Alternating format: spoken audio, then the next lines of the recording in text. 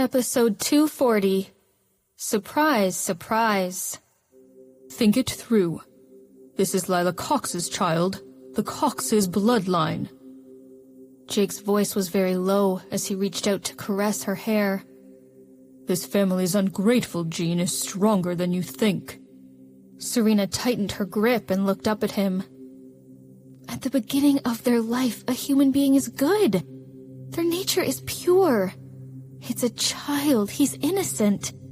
I think that the environment where the child grows up in is more important than the so-called genetic influence. We'll educate him well and make him the kid of the Robinson family. Right? You want him to call you mother? There was a little bit of reluctance on his face. He gazed at her with a pair of deep eyes, whispering, When he grows up, he may hate you and us for harming his biological mother and the Cox family. When he is older, he may want to look for his own biological mother. Is that okay? No, he won't. Serena's voice choked. I understand this feeling better than anyone else. Don't forget Camilla Davis. How is what she did different from what Lila's doing now? I think Lila is worse than her, actually. I hate Camilla now. So when he grows up, he would feel the same way as I do. If we save him now, he will thank us later, right? Don't underestimate the ungrateful gene in the Cox family, Mrs. Robinson. Serena bowed her head and stopped talking. Jake did not respond to her, but both of them knew what was to be done. Lila was quickly taken away by the police. She had appealed twice, but was sentenced to 10 years in prison for attempted murder. After the shooting incident in Houston, Jake was worried about Serena's safety, so he hired a female bodyguard for her safety.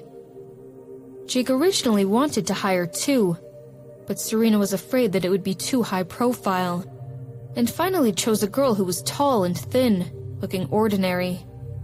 As a woman who was 3 months pregnant, Serena's symptoms included being a little sleepy, picky of food, and occasionally feeling sick. Otherwise, she was pretty okay health-wise. It has been almost a month since school started. She was almost half awake all the time. After the class, her bodyguard Vanessa took her bag and escorted her home. She went to her and Jake's home in West End. There were 2 bodyguards standing at the door, who bowed to her upon seeing her return. Serena had long become accustomed to this, and so she went in without feeling odd. Upon returning home, she smelled the hot and sour fish that Nanny Harper was making for her. She put her bag down, sniffed, and went into the kitchen. Almost drooling, she washed her hands and sat down at the table, asking, "What about him?" Nanny Harper gave her a bowl of rice and said, "Sir hasn't come back yet. I heard that it has been very busy at work lately." "Right. I heard that Lila was crazy and was taken into a mental hospital. Did he tell you about it?" Serena took over the bowl. Slightly dazed, she shook her head. "No, that can't be. Is she really crazy?" "When I heard him answering the phone in the morning, it seemed she had bitten the warden's ear off. When she was sent to the mental hospital for a check, they found that she had been behaving crazy for a while. She was bullied in prison, so now she's very dangerous." "Oh," Serena muttered, somewhat upset. "He just called and told me that Lila's father seems to be coming back from Germany and asked me to be careful.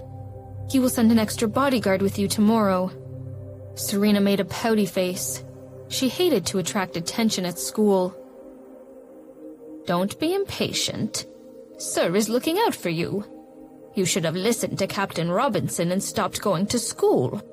Sir could not change your mind, so he had to send a few more people just in case. If something goes wrong, it will be terrible."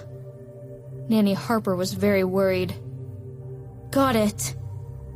Serena's appetite during her pregnancy had increased. After eating 2 bowls of rice, She took her bag and went upstairs. After taking a shower, she heard the sound of breathing in the bedroom. While drying her hair, she walked in the direction of the bed and called, "Darling!" However, there was no response. She did not care. Sitting on the bed, she was drying her hair. Taking up the pregnancy guide, she flipped through it. But the breathing was getting louder and louder, so she looked up and saw no one. Putting the book down, she went into the cloakroom. She called out again, "Darling?" It was all dark. She turned on the light and there was no one. She dried her hair and came out. She looked at the bed again. No one. She opened the door and looked out. Jake had opened the door and walked in. Seeing her coming out, his cold face softened. Serena saw him, felt dazed, and heard the breathing again behind her at the same time. Seeing her look getting stranger, he felt odd. She froze and sobbed for him. "Darling!" Feeling something was off, he quickly came upstairs, taking 3 stairs at a time. Face to face with her, he found she was covered in cold sweat, and he became stiff. Serena trembled and whispered, "Someone is in the room." Jake let out a sigh of relief and took her in his arms. "Val! Devin!" The 2 bodyguards at the door heard the sound and immediately ran in. Seeing that Jake was upstairs, the 2 men rushed up at the same time. Waiting for the bodyguards to come up, Jake held his wife and stared into the room. The 2 bodyguards immediately understood, went inside and searched the entire place. Jake walked in with her and saw Val open the curtains in front of the floor-to-ceiling windows. Suddenly, he saw an ugly clown doll posted on the window. Serena was so scared that she screamed in horror.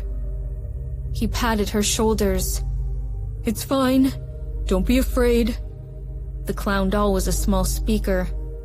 When the curtains were pulled open, she heard the breathing sound playing. A bodyguard reached out and took the clown down. After ruling out all the risks, he took it to Jake. At the same time, Devin handed a blue book that he had just discovered from the windowsill. Underneath the clown's speaker, there was a post-it with messy writing on it. "I heard that your wife is pregnant." The strange sounds coming from the speaker, and this strange note made Jake's heart stop. His cold eyes were almost frosted, carrying deadly venom. Val and Devin had just started working for Jake, and it was the first time for them to see him like that. The 2 looked at each other and stood aside respectfully. Serena took the blue book and saw the title printed on it, Mother's Diary. Turning it over, beautiful handwriting was all over the pages. The owner of this book was Lila Cox.